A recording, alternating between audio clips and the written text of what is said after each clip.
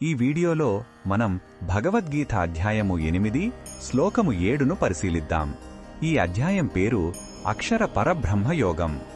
మరణ సమయంలో కూడా నిన్ను ఎలా స్మరించాలి అని అర్జునుడు అడిగిన ప్రశ్నకు శ్రీకృష్ణుడు ఇక్కడ ఒక ముఖ్యమైన మార్గాన్ని చూపిస్తున్నాడు.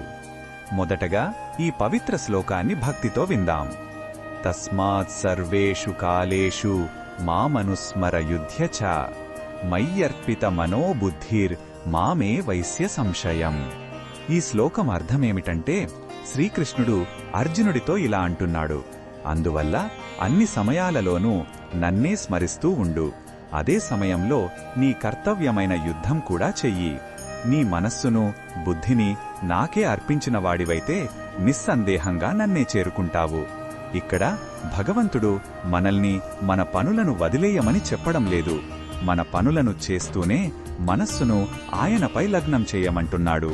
ఈ శ్లోకంలో ఉన్న భావం మనకు ఏమి చెబుతుందంటే, ఆధ్యాత్మిక సాధన అనేది జీవితంలోని బాధ్యతల నుండి పారిపోవడం కాదు, వాటిని భగవత్ స్మరణతో కలిపి ఆచరించడం.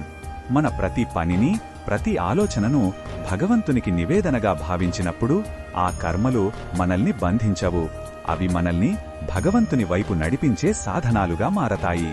ఇందులో ఏమాత్రం సందేహం లేదని కృష్ణుడు మనకు గొప్ప భరోసా ఇస్తున్నాడు. ఈ బోధనను మన దైనందిన జీవితంలో ఎలా ఉపయోగించుకోవచ్చంటే, మనం ఆఫీసులో పనిచేస్తున్నా, ఇంట్లో బాధ్యతలు చూసుకుంటున్నా లేదా చదువుకుంటున్నా మనస్సులో భగవంతుని తలుచుకోవాలి. చేసే పనిని దేవుడికి చేసే సేవగా భావించాలి. ఇలా చెయ్యడం వలన మనస్సు ప్రశాంతంగా ఉండి ఒత్తిడి తగ్గుతుంది. మనం చేసే పనిలో నాణ్యత కూడా పెరుగుతుంది.